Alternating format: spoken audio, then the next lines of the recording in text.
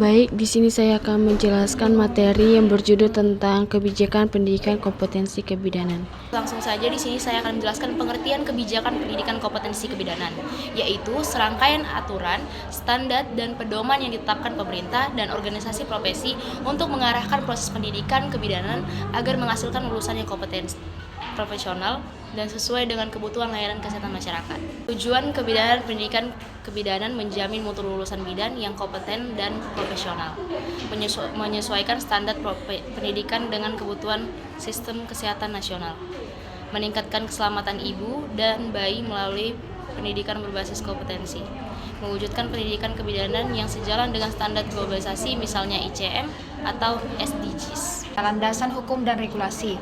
Beberapa regulasi penting yaitu ada yang pertama UU nomor 4 tahun 2019 tentang kebidanan, kedua ada Permenkes nomor 28 tahun 2017 tentang izin dan penyelenggaraan praktik bidan, lalu ada Permendikbud nomor 3 tahun 2020 tentang standar nasional pendidikan tinggi.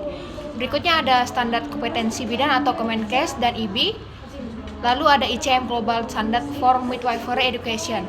Standar kompetensi lulusan pendidikan kebidanan. Pendidikan kebidanan harus menghasilkan lulusan yang mampu memberikan asuhan kebidanan yang holistik, mulai dari kehamilan, persalinan, nifas, bayi baru lahir, KB, hingga kesehatan reproduksi perempuan. Berorientasi pada keselamatan ibu dan anak, berikut ada yaitu memiliki sikap profesional, etis, komunikatif, dan berempati. Mampu bekerja lintas budaya dan wilayah.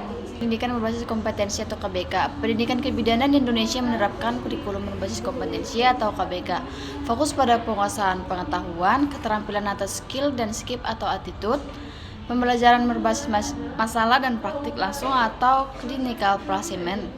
Kemudian penilaian kompetensi secara objektif dan berstandar nasional. Itu tantangan dalam implementasi. Keterbatasan fasilitas praktik atau RS atau klinik, kualitas tenaga pendidik, dan preseptor yang belum merata, kesenjangan antara teori dan praktik lapangan, akses teknologi pembelajaran di daerah terpencil, Peran organisasi profesi atau IBI yang mencakup yang pertama menyusun standar praktik dan kompetensi, yang kedua memonitor mutu praktik kebidanan, yang ketiga melakukan uji kompetensi dan sertifikasi, yang keempat memberikan pendidikan berkelanjutan atau CPD. Ada upaya pemerintah dan institusi. Yang pertama, penguatan sistem akreditasi pendidikan kebidanan, yang kedua pelatihan dan sertifikasi dosen serta preseptor klinik, yang ketiga ada teknologi pembelajaran e-learning atau LMS, dan terakhir kerjasama dengan rumah sakit pendidikan dan praktik komunitas.